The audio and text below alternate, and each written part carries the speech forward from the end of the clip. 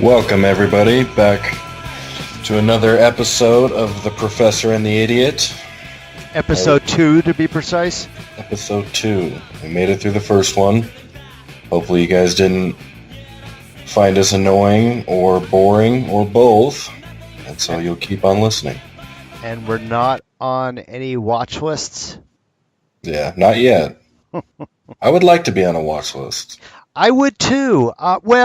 No, I wouldn't. So there are. One thing that's happened in the last few years is conservative groups put academics on watch lists, and then they get bombarded with threats and spam and all that. And so when I jokingly said I'd like to be on a watch list, someone on Twitter just created a group called Watch List and added me to it. In a joking way? In a joking way. Okay, well, that's good. Yeah.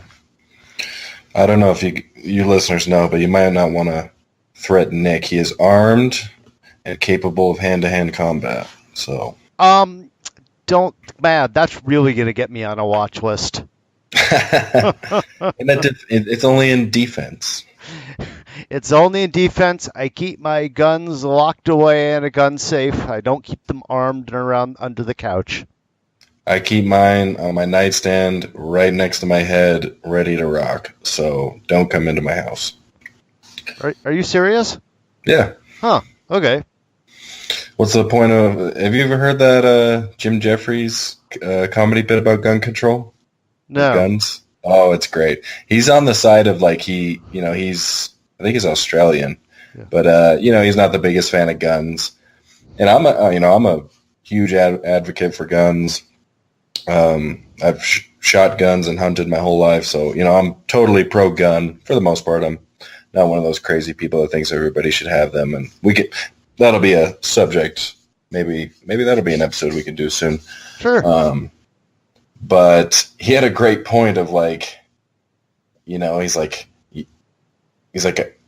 I have a gun so I can protect my family, and then he's like, there's a lot of aspects to his bit, but one of the things he talks about is, I'm a safe gun owner. I keep mine locked in a safe. And he's like, and then somebody breaks in your house and you're like, hold on one moment. And he goes over to his safe and he's like, God damn it, what's the code? What is it again? And he has this whole bit about it. I'll send it to you. It's very good. I like it a lot. Even though he's not necessarily a pro-gun joke, it's very funny. So, but yeah, I mean, there's nobody coming in my house that I don't trust, and if I was having guests over, maybe I would put it away, but if you're going to have it so you can shoot somebody that's trying to give you harm, you better have it in a place that's readily available. I am just not worried about that. Yeah, I'm not either, but I like having it, and I like having it so when Amy is home alone, she's not... I don't know. She's not capable of defending herself with her hands. So that's the other thing is I feel more comfortable with my bare hands than with a gun. I have had plenty of unarmed combat training. I have some Krav Maga anti-weapons training. I have not had any tactical firearm training.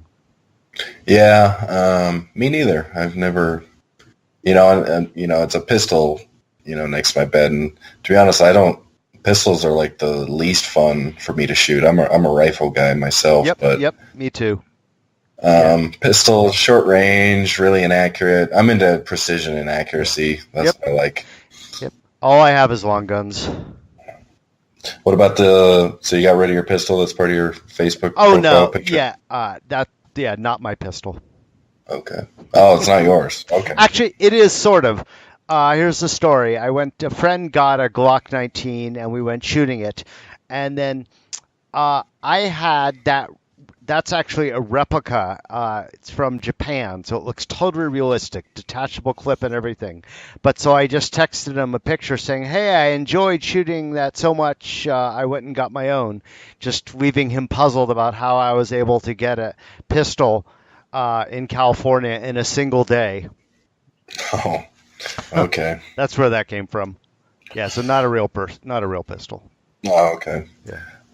I like that. I don't know if use the word guts, but I like how you make that your profile picture because a lot of liberal professors might not make that bold move, and I like that. Thank you. Thank you. All right, so what are we talking about today? What's on your mind this week, Dalton?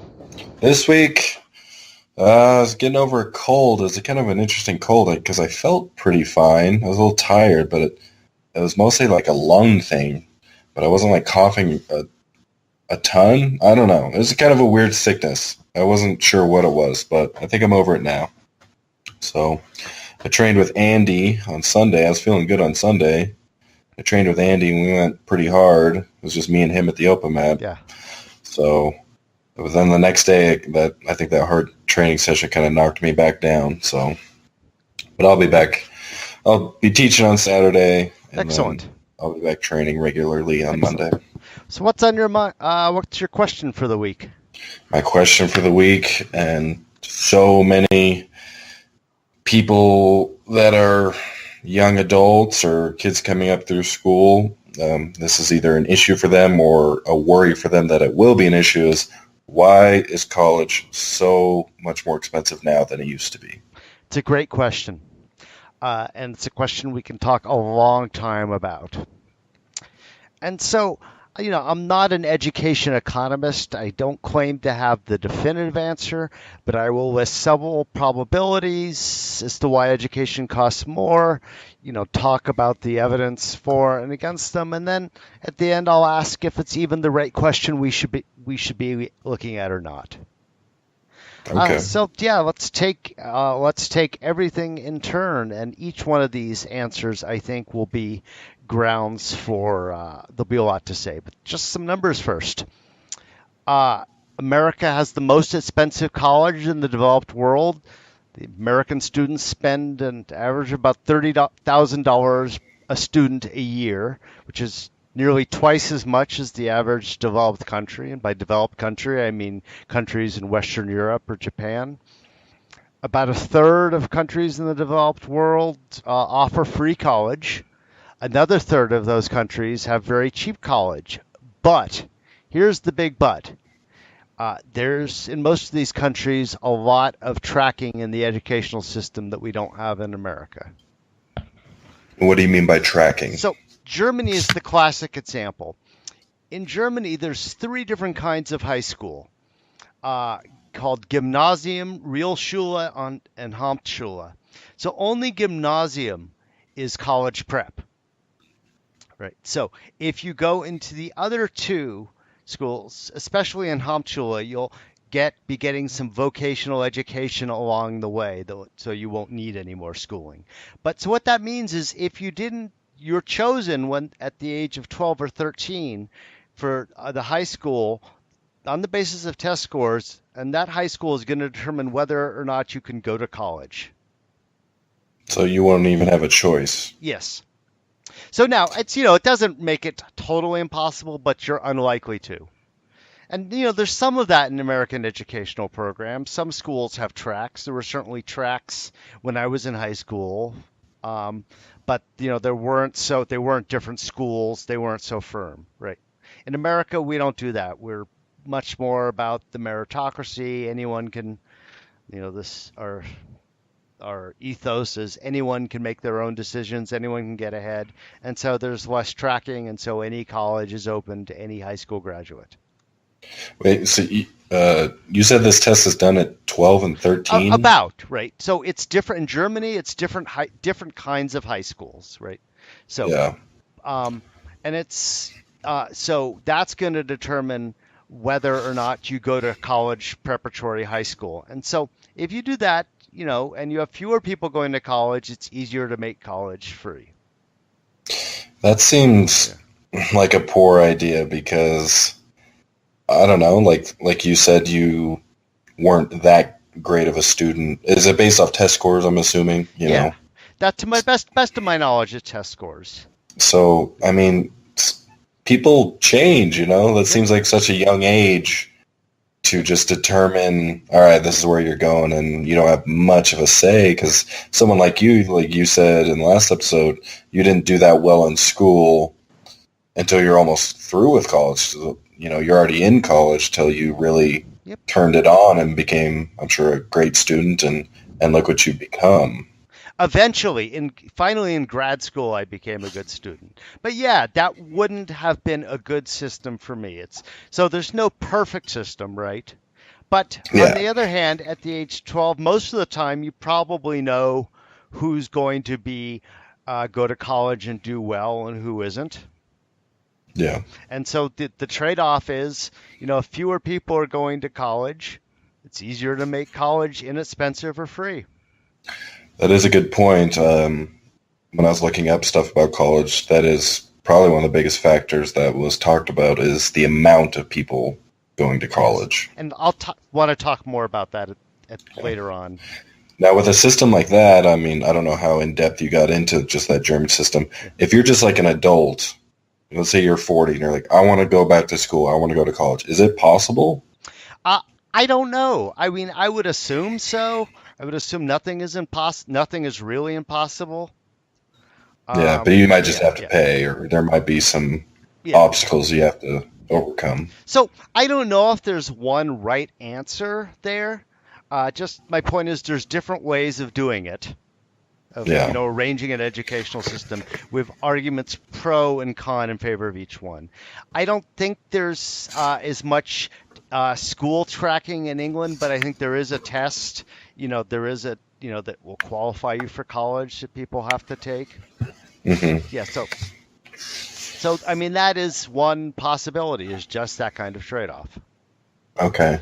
Now you talked about in the last episode that when you graduated high school, it wasn't that difficult to get into. Like you went to UC Berkeley, which is like a very good school.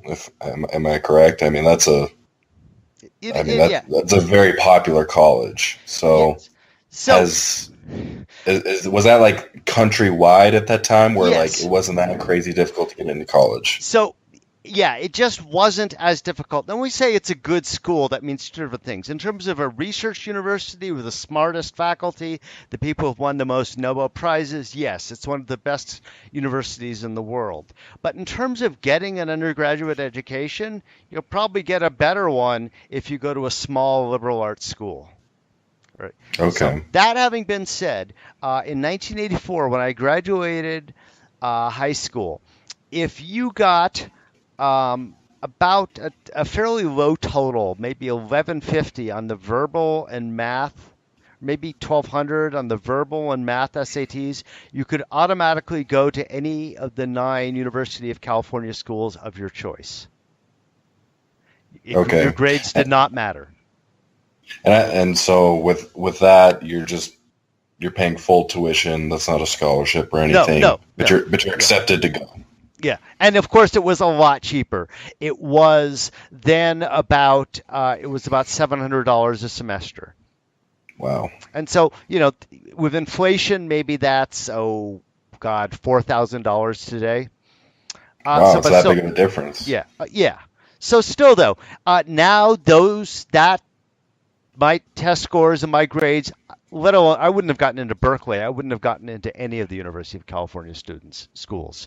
There were just many more people who wanted to go to college then. So now many more. It's a bigger country. There's more young people, high school graduates who are going to college. There's more international students. Okay, so when you were graduating high school, what was like the attitude of going to college? Because it seemed, maybe from my perception of what I would think, college was maybe more for the wealthy, but it wasn't like a requirement to be successful. And not that it is today, but I think a lot of people perceive it as that. Much more so. So when you were graduating high school, it wasn't like, oh, you're not going to college, so you're not going to succeed in life. It wasn't like that. No. I mean, if your parents went to college, it was pretty much expected that you would go to college. Right. And both my parents did.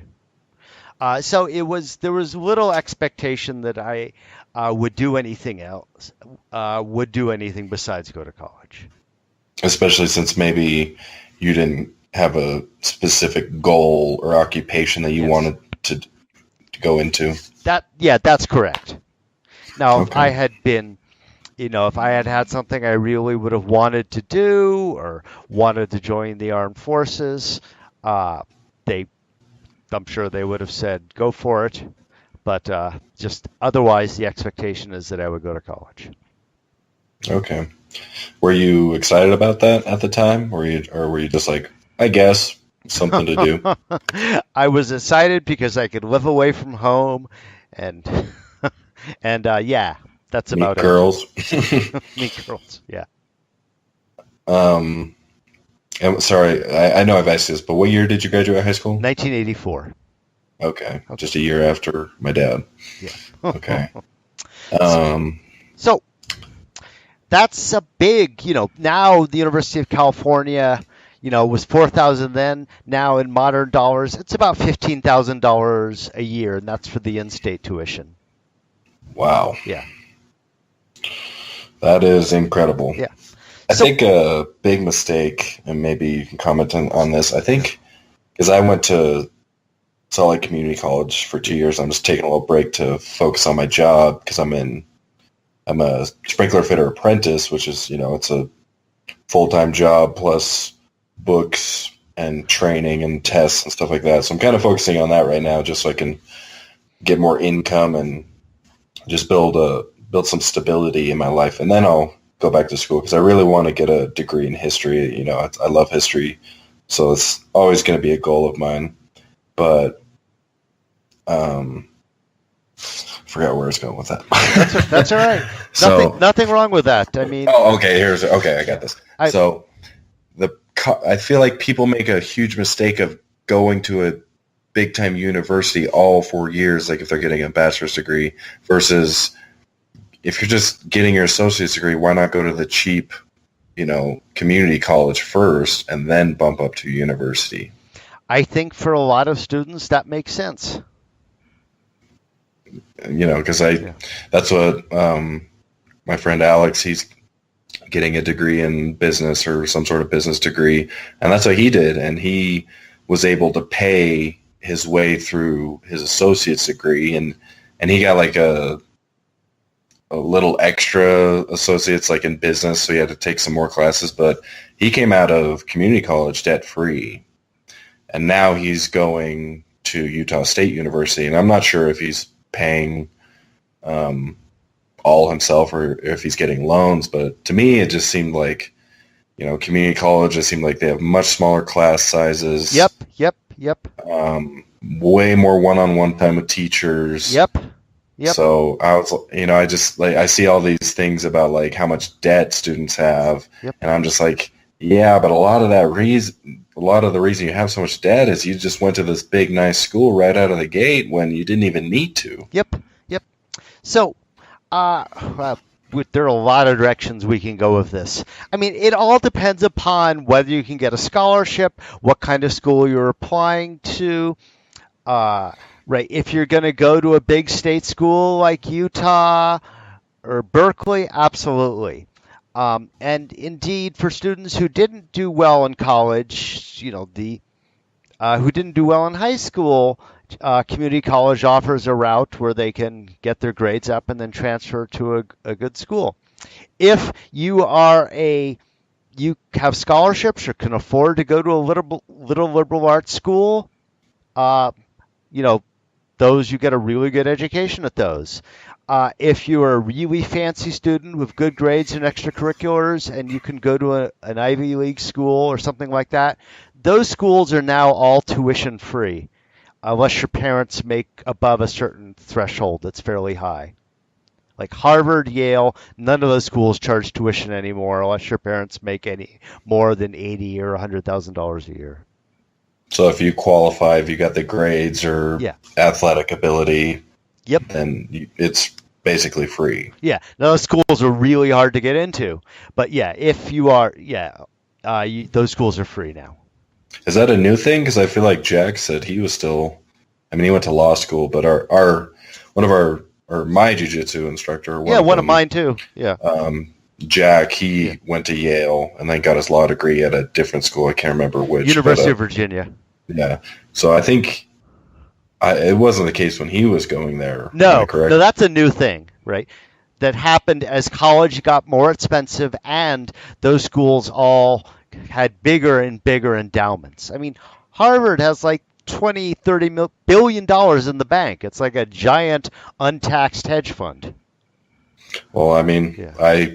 that's awesome to hear that they're Yeah. doing that. I had no idea. And in fact, I think some public schools are starting to do it. In particular, the University of Virginia just announced they would start doing that. That's awesome. Yeah, it's good. I had no idea that was happening. So, there's several reasons why we can consider why college became more expensive, and we can. Why don't I mention one at a time, and then we can talk about it. And we can talk about each one as much as you want. One theory is why it's more expensive than the rest of the world is American colleges offer too many frills. We have more dorms, more dining halls, more fancy gyms, more student centers, all of that. American universities spend 3 times as much in that kind of shit as schools elsewhere do. Yeah, a little while ago I saw an article about the cafeteria. Students were like protesting the cafeteria because the cafeteria was like making some sort of ethnic food, some food from a foreign land. And I forget if their protest was about they weren't making it correctly. Oh, yeah. Something like that. Was this I mean, that kind of shit usually only happens at small, elite liberal arts schools. Students of Utah don't have time for that. Yeah. That kind of nonsense. But yeah, that was at Overland, I think, which is a fine college, but those little schools have way more of those kinds of identity politics protests. Yeah, and like I listen to right-leaning people, libertarian people, left-leaning people, but I feel like so many colleges are getting this bad rap that they're just filled with a bunch of whiny snowflakes or whatever term you want to use that protest every little thing. But me going to a community college, I didn't see any of that. Nope. And I don't see much of that at the University of Utah either. Again, it's not the big state schools you get that kind of stuff. You get some of it at the Ivy League, some of it at the elite liberal arts schools, but far less of it at the big state schools where people are just more interested in learning. They're not, they're students from less privileged backgrounds. They have less money. They want to learn and they want to get their degrees and make money. Okay, now when you say a liberal arts school, okay. Can you define that? Oh, sure, absolutely. Sorry, I'll so used to using these terms. Yeah, stop me anytime. A liberal arts school is a private teaching college that's I guess the name means it traditionally taught a specific kind of curriculum, but all that means is it's a little school, it's a private expensive school that takes great pride in its teaching. Okay. And so some examples: Claremont College in California, Reed College in Portland, Haverford in Philadelphia. Amherst is one of the best known in Massachusetts. Okay. And so the reason they're colleges and not universities is all they do is undergraduate instruction. A university is a place where there's graduate programs and the faculty do research. Colleges just means there's typically only undergraduate 4-year instructions. Okay. Because in my head, when I hear liberal arts school, I just think like they're literally just studying the arts. It's like there's no engineering department or. Oh no, there's that, and you'll get a really good education if you go to one because it's. You'll have tiny classes and really involved faculty, but you'll pay a lot of money. Okay. Yeah. Trying to think. Okay. So we're talking about, too many frills, dorms, dining halls, climbing walls, lazy rivers, paleo only, vegan, free range, cruelty free dining halls, all that shit. And are schools doing that to advertise to try and bring students there? Do you think that's why colleges have started to do that, to be like, look at all the stuff we have? That's a good question. And why they do it, I think students like it. It brings students there. They can advertise. Maybe donors, rich alumni like to pay for it.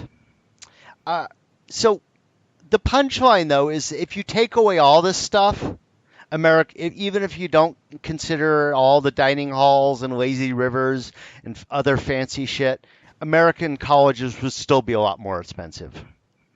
Okay. Yeah. So that's just a. Yeah, it's a contributing factor, but it's only one of many things. Okay. Yeah.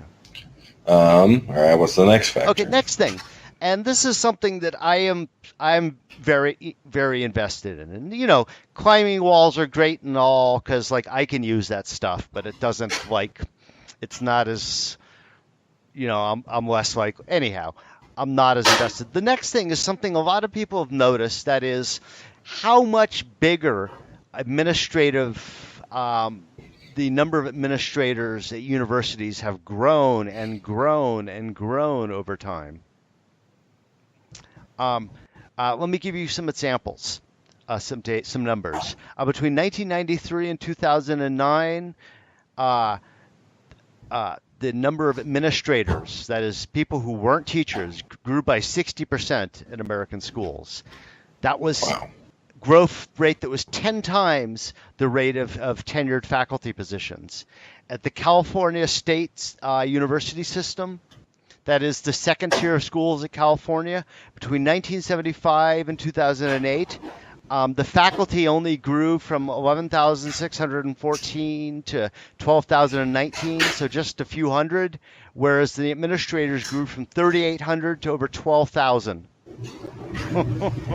Wow. Okay, so now, who are these administrators and what do they do? Well, I think, it's easy to point at administration and see bureaucrats and think they're all a waste of time and waste of money. And I think the reality is more complicated. Some do things that we all probably would find valuable, or most of us would find valuable. Some of them are a waste of time. Like, for example, the notion of environmental sustainability is new, right? So schools all have sustainability administrators. Is that a good thing? Well, that may even pay for itself, because if universities use less energy, they spend less money on heating and cooling. Okay. Some of it. So, universities all have endowments, meaning just money in the bank, right? And the biggest, like Harvard, I mentioned earlier, has billions and billions and billions of dollars. A school like Utah probably has about $1 billion. But this is money that they can use to improve their facilities, pay for more faculty, pay for more bureaucrats. Go back 15 years ago, right in the run-up to the Great Recession and the housing crisis. What happened was university trustees all pointed to Wall Street and said, look at the kinds of crazy big returns they're earning on their income on Wall Street. Why isn't our endowment doing that? And so universities hired a lot of fancy Wall Street stock market types to try to, grow their endowments. Again, that's mixed, right? Here's something that's gotten a lot of attention recently. The University of Michigan has almost 100 staff members devoted to promoting diversity at their university. 100? Yeah, actually it's 94, right? Now, 26 of them, and it's a public school, so this is, publicly available data. Over 26 of them make over $100,000 a year. Oh, the total payroll for this small army is $8.4 million a year, right? How do you promote diversity? Like, I don't like.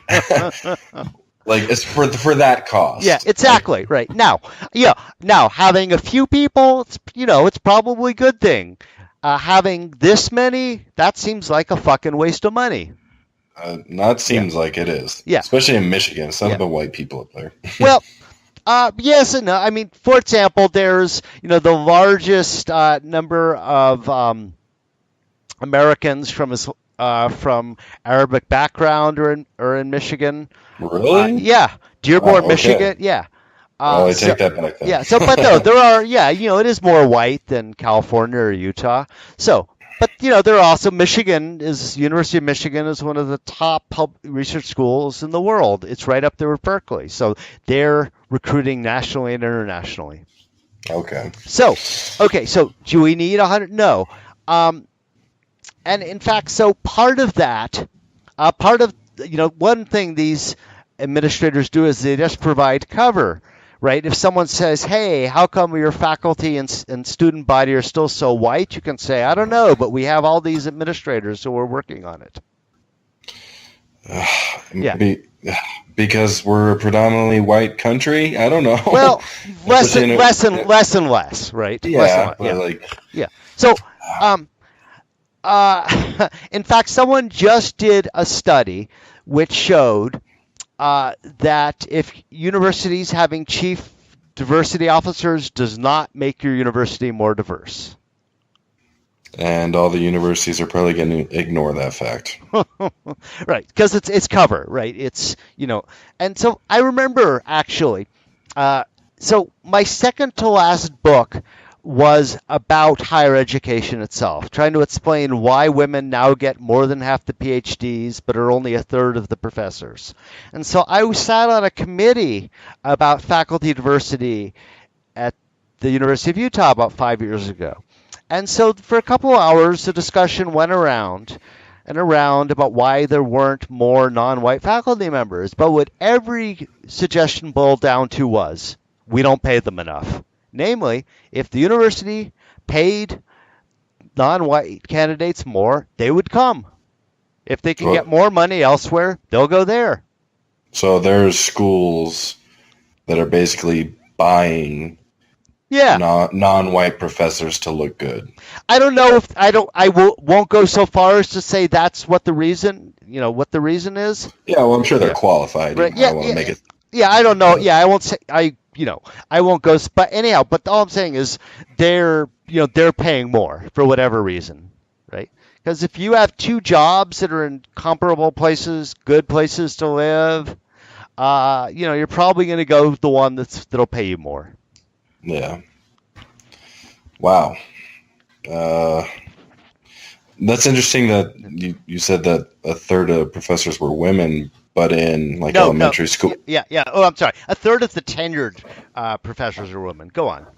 But in elementary, junior high, and high school, yes, isn't it predominantly women teaching? Yes, and women are getting for about the last 20 years now get more than half the PhDs, but they just the higher you go up the food chain, the fewer women there are. And do you have an idea of why that is? We not only have an idea, we have data. And the data show it's all family formation. It's all marriage and kids. Yeah. Yeah. So, indeed, once you take that away, women are more likely to get faculty jobs than men. But once if it's a heterosexual couple and there's kids, the woman is far more likely to be the one who doesn't pursue her academic career and stays home and takes care of the kids. Nothing wrong with that. Well, here's my argument. I would welcome an equitable society, right, where there are not barriers. They're not barriers like that to success. And one reason is if we're not, if things like kids just are keeping women from becoming professors, it means America isn't using all of its brain power. Well, I don't know. I don't necessarily view it like that. I think, when you say success, isn't raising a a great family and good kids, success. Oh, totally. It's totally successful. I just think don't think every woman. I just think men and women should have the same choice there, and whatever choice they have is good. But I think we should have the same choice, because if there's some women who want to have careers but don't feel like they can pursue them, that's not using all of our brain power. Oh, so you think there's like a pressure? So if a Yes. heterosexual couple have kids, there's like well, it could be spoken, but maybe unspoken thing of, well, you should be the one to stay home because you're the mom. Yeah, and I think, there's a lot of reasons for that. Tradition, how we're socialized, maybe in biology. But so whatever reasons, if there's two parents, they usually, let's say they both have PhDs and both are educated to be college professors, usually the woman is going to be the one who takes more time off from her career. Yeah, I definitely agree with that. Yeah. Oh, the data show it. And so, I just welcome there are, not having how to say this better, having it so women and men could make a choice. Either way. Okay. Yeah, either way. So taking a break like that for kids, like that does affect, like maybe on paper, like that affects your tenure. Like I don't know the process of being tenured. It does. If you want, I can. If you want, actually, I can make my article of the week an article I wrote about that, which was the subject of a book I published in 2013. Yeah, let's do that. Okay. So the other, another kind of administrator that we've seen in recent years is the Title IX administrator. That is. Oh, yeah. Yep. That's, not just, and that's the administrators responsible for following up on sexual misconduct complaints. Harvard now has 50 of them. Oh, wow. Yeah. How many sexual conduct complaints could there be? A lot more than there used to be. And is that because there is more, or because the requirement for a complaint has been lowered? The latter. I mean, national data show a decline in reported rapes over the past 20 years. So what do you think the reasoning is for the increase of complaints? Let's save that for a future episode, because I think we can easily do a whole episode on that. Yeah, that will be a future episode. Anyhow, the point is just there are a lot of ways that university administrators have grown. There are more of them than they used to, and it's sucking a lot of money out of the system. The other thing is that schools more and more they talk about trying to run schools, colleges like businesses, and that requires administrators like businesses. So that's costing money. So has the pay for professors been like proportional to inflation, like or in comparison to what professors were, like your dad was being paid? You read my mind. That was actually number 3 on my list. Are the professors overpaid? And the answer is no. Once you account for inflation, their salaries have barely increased for 40 years. Right. Really? Now, individual people, sure, as you get older and more experienced, your salary will go up, will naturally go up, or should go up. And raises have covered inflation, but in theory, we would hope that, everyone would make more money over time. But faculty salaries have not gone up for 40 years. Wow, I would have thought the complete opposite. Especially since, because of my cushy lifestyle and all my lobster and sports cars and all that. Yeah, I saw that fat check you posted on Twitter. The fat $50 of publishing royalty. $52. Oh. I'm really surprised with that, especially because, faculty decides the budget. It's not like some big governing body that is, I don't know, I guess, who are the people deciding how I don't much know, but a teacher gets paid? I've never once decided a budget at my university. Well, yeah, that's a good Yeah. point. I mean, yeah, your department is told, okay, you have this much money in salary increases available for a given year. Yeah. So the other thing that's important to know about the faculty and their pay is just like the rest of the economy, its faculty has become more of a gig economy, with less job security. There's less job security for teachers? Yeah. So there's two different kinds of faculty jobs. There are jobs like I have that are on the tenure track, which means you complete a probationary period and then you get tenure. And tenure is an unusual job perk. It's basically job security for life. Right? And so what percentage of professors have tenure? Okay. So what I was saying is two kinds of professors. There's tenured and tenure track. I'm fortunate enough to be tenured. It's unusual amount of job security, and the official reason for doing that is intellectual freedom, so I can say unpopular things to keep my job. That's certainly one reason. Another is it's part of my pay. The university can pay me less because I have such a rare perk. They pay you less? Well, sure. I mean, not me individually, but tenure professors in general. There's a great job perk, so you just don't have to pay them collectively as much because they have this perk. Oh, okay. I did not know that. Yeah. So as far as the U goes, maybe you know this or not, what's the balance of untenured and tenured? Okay, yeah. So now that's untenured professors, which are most professors these days, have no job security.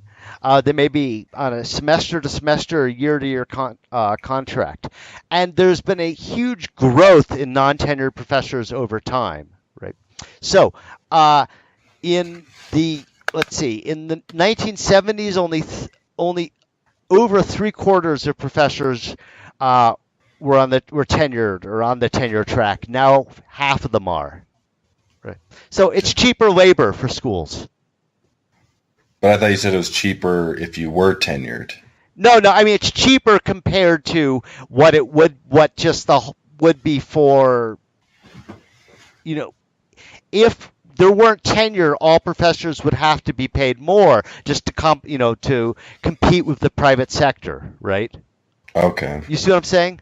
So when you're tenured, it's almost like you're contracted to the specific school. Yes, but essentially for life. So if you wanted to switch universities, you wouldn't be considered tenured there. They would probably, if someone else wanted to hire me, they would probably give me tenure, but they would make sure I deserved it because it's a big commitment. Okay. Yeah. And so tenure is a choice by the professor? No, I mean, it's a choice by the university. They could hire on the tenure track or off the tenure track. But, most people want to be on the tenure track because of the job security. Okay. So, anyhow, I think the big picture is that increasing faculty salaries can't explain why college education has gone up so much. Here's something that can for all public schools, and that is declining state appropriations. State schools like Utah and Berkeley all get money from the state, and there's less money than there used to be. And is that because the states have decided to spend money in other areas, or because tax revenue is not as much? I would expect both. Okay. Right? I would expect, there's the pressure. No one ever wants to raise taxes, and we talked about last week, taxes, in America are lower or broadly lower than they used to be, although, state taxes may obviously vary somewhat. And so, yes, people don't want to pay as much, and so there's fewer appropriations to pay for college. Now, I wonder, this is one thing, I was wondering, like, if the success of the school's football team has any, like, if there's a correlation between tuition prices. Huh. Because football teams bring in so much money. Yeah. I don't know the cost to benefit ratio or whatever, how much they're bringing in versus how much it costs, because, huge stadiums are tons of money. Yeah.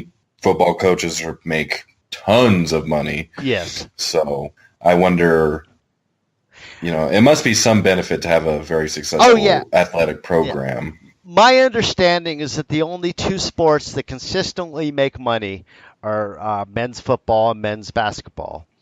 And that money, aside from paying for those sports, pays for all the other sports that don't make money.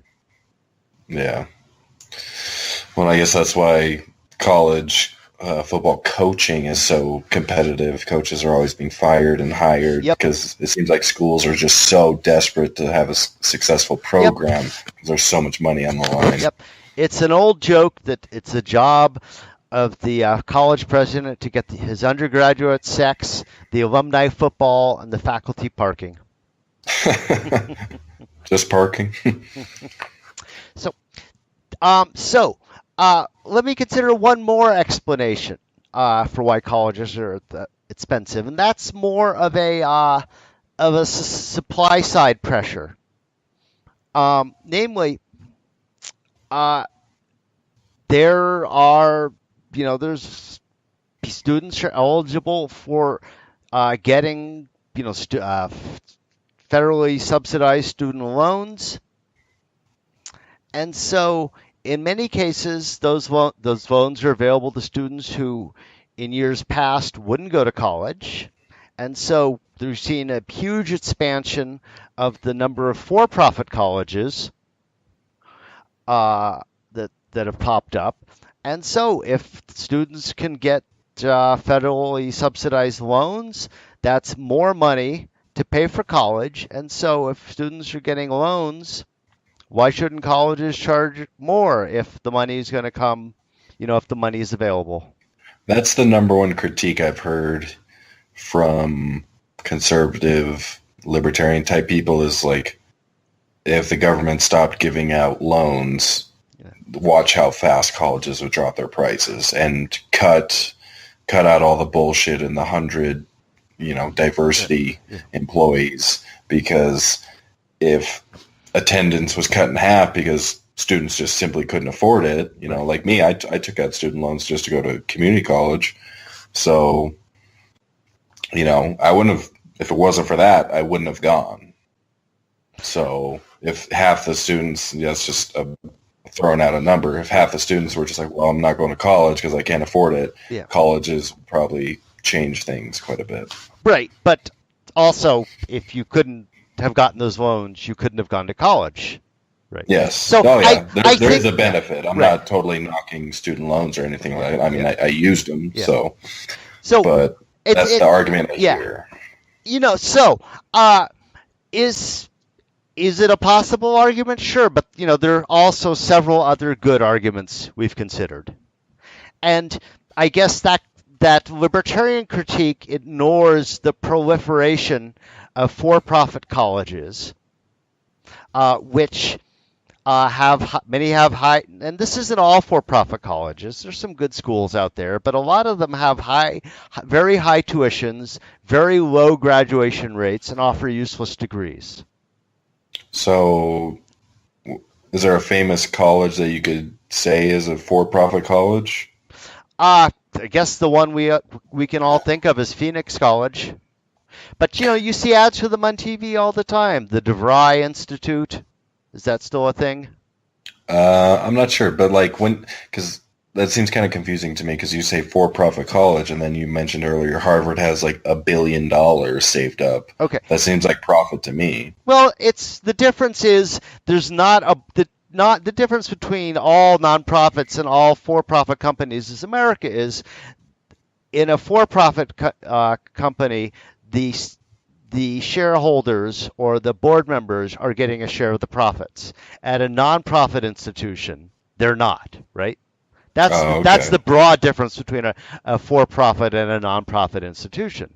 So you can still make a lot of money working at Harvard, but there's no dividing up the profits at the end. Oh, okay. I got you. Right. And so that's why there's different tax status.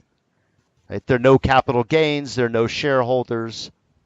Yeah. The for-profit colleges are literally a business. Yes. Yeah. Like, I mean, other colleges are a business in a way, but not nearly in the same way as those. Yeah. Well, they're not a businesses in that their chief goal is not to make money or maximize shareholder value, which are the chief goals of any business, right? Yeah. Yeah, those colleges don't seem to be the colleges most people want to go to. No. Yeah. Now, Obama tried to rein in this sector by, having requirements for graduation and employment rates, if I got that right, and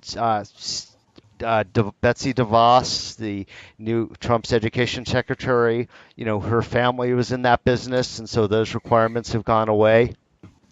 But so if you want a full libertarian argument, sure, you could argue that the availability of money, increases tuitions, but then the availability of federal money also and low regulation also allows for-profit colleges to proliferate.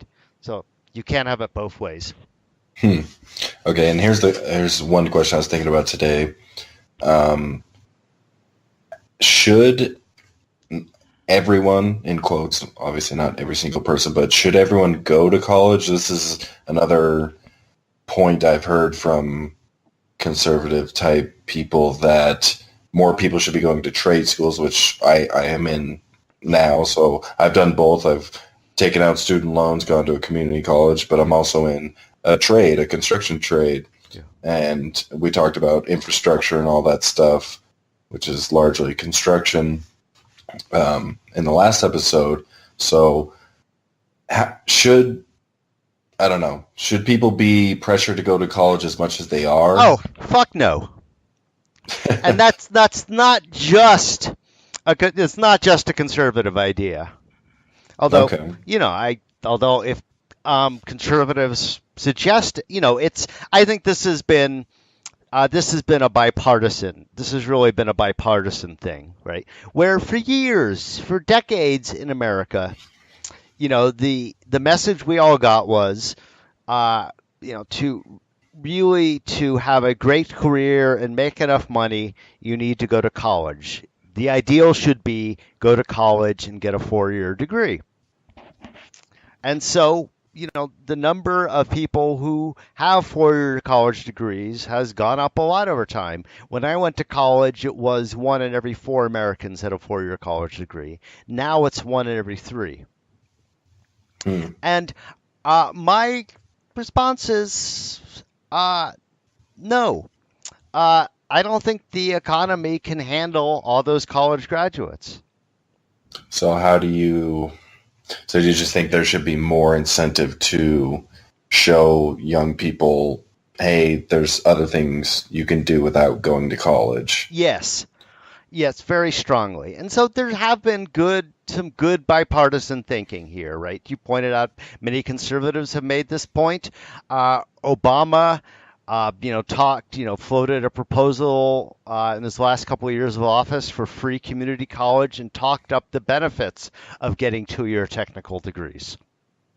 Right? Yeah, that's, I think that all the time. I see stuff on social media and whatnot of people saying there's no well-paying jobs and people minimum wage this, minimum wage that. And to me, I'm like, I'm running, I've been doing my job 1.5 years and I'm already running my own job. Like, I have a person working underneath me and I'm doing a 3-story medical office building with fire sprinklers. And I'm in these meetings with all these other contractors and they can't find enough workers.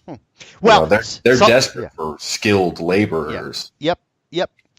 So, let me give you one of the best examples. So factories now are filled with robots, right? robots do a lot of the work in factories. Yeah. There are a ton of good jobs running those robots that will make, pay a living wage, a comfortable middle class wage starting at 50 or 60,000. And those jobs typically require 2-year technical degrees that you can get at a junior college. And they can't hire enough people to do those jobs. Yeah. That's what I always say, like, to people, young people, it's like, if you really want to work and you want to make a good living, it's out there. You just have to be willing to work in a way that you probably don't want to necessarily. I think a lot of younger people, they want the soft, cushy office job that pays well, but that's not an option for every single person. Right. So, I mean, I'll qualify that and say those jobs are there for a lot of people, but not everywhere. Certainly, there's a lot more economic activity now in urban and suburban regions of the country than in very rural ones, right? Now, that varies, of course. If you go up to North Dakota, there's a lot of good-paying jobs on oil rigs. So there are a lot of good jobs that are going untaken, but they're not everywhere in America. There are regions that are just deserts for finding well-paying. But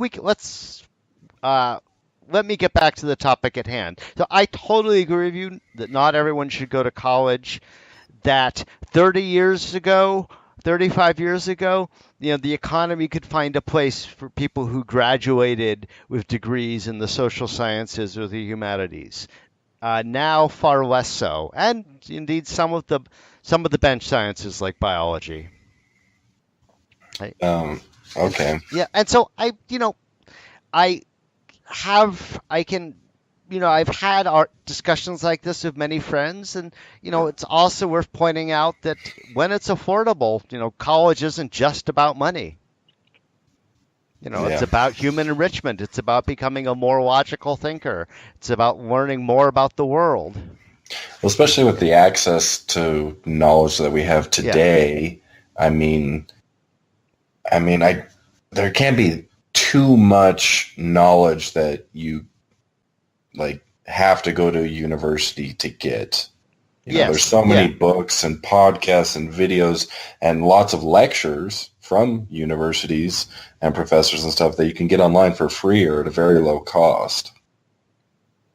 Yeah, but that is definitely true. There are more opportunities to learn, but hopefully what you learn in college, or at least what I try to teach, is not so much facts, but how to be a critical thinker, how to consume facts, how to know when news is fake news. In particular, my particular silo is teaching statistics, how to look at numbers you see in the newspaper and know these are true or these are a bunch of bullshit. I think that's such an important skill or bit of knowledge that so many people do not have, and I don't have. I see statistics, and it's like, how legit is that? Because I've heard of bad science and studies that are done poorly. Most people don't know how to differentiate between good and bad studies and whatnot. So I think that should be taught earlier to people. Because when people I heard a quote one time on a podcast, there's lies, damn lies, and statistics. Yep. Yeah, 42% of people know that. Yeah. Percentages. People love to throw that around. Everybody does. I do myself. Because I hear it, such and such percentage of this does that and whatnot. And it's like, did you really look into the actual study? It's like, no. Yeah. And, tons of studies are sadly only interpretable to specialists in that field, right? Yeah. So that's a big part of your class is you try and break down of how studies are conducted and how to know if it's really legitimate or not. I'm focused more narrowly on statistics. Like when you read a political poll and it says 42% of people support Bernie with a margin of error of plus or minus 3%. What does that plus or minus 3% mean? Right? Is that yeah, I have no idea. Well, take my class and I'll tell you. Hey, we've been going a long time. We should probably bring this to a close. Yeah, no, for sure. We always want to leave the audience wanting more. So, yep. What's your recommendation? You said was one you did yourself. Sure. So when 5 years ago I published a book about gender equity in higher education and why women don't become professors, and we conclude it's about marriage and children and not about or far less about gender discrimination. And so rather than buy the book, we wrote a bunch of short articles about it. And you can find one of mine published in 2013 in The Atlantic called "For Female Scientists, There's No Good Time to Have Kids." Yeah, unfortunately, that seems like the case for just about any career path for women. Kids is probably the number one factor. Yeah, it's a big part of the story. And in fact, that explains a lot of the gender wage gap. See, I wish more people would look into stuff like that because you see a lot of people use those statistics that come out but don't know the reasons why. Yep. What's your recommendation, Dalton? Tomorrow night, I will be going to see Metallica with my girlfriend. She is the biggest Metallica fan I know. So my recommendation is another musical recommendation. It is Metallica's first album. Highly recommend it. Kill 'Em All. Yes. That album murders. I love it. And I listened to your record at your house on your record player. Oh, nice. To that album. Nice. So, hey, some trivia. Do you know they originally wanted to title it "Metal Up Your Ass"? I did not know that. Yeah, but we're told that would not be a commercially viable title. I could see why. I think it's great. So we went and saw them down in Phoenix earlier this year. Yeah. And it was last year. Yeah. Sorry, my girl Amy just corrected me. Incredible. The only show I've seen that's better, and I only think it's better because it's my favorite band. I saw AC/DC twice. Right. But anybody listening, if you have a chance to see Metallica or AC/DC, they're making a new album. But who knows what's going to happen? It is. I saw Metallica 25 years ago. I was disappointed. I think they haven't had a good album in 30 years, but that's just me. Have you listened to their newest album? Death Magnetic? No. Hardwired to Self-Destruct? No. You gotta listen to that album. All right. I like it. I like it a lot. Huh. I think in fact, when we saw them in Phoenix, my favorite song that they played was actually off that album. So, I wasn't like, I got into Metallica more and more. Obviously, my girlfriend, that's her favorite band, so I started listening to them more. But I don't really care about like if their latest stuff is as good as their old stuff, because most of what they play in the concert is their old stuff. So, me personally, I'm not like too critical. When we saw them in Phoenix, it was one of the greatest things I've ever seen in my life. That's great. Very excited to see them tomorrow night. Enjoy. I will. All right. Hey, thanks for listening, everyone. All right. Thank you very much, guys. Hope to see you hope you listen next episode. Right. And finally, a reminder: if you like The Professor and the Idiot, please get off your ass and go give us a good rating in Apple Podcasts so that others can find us. Thank you.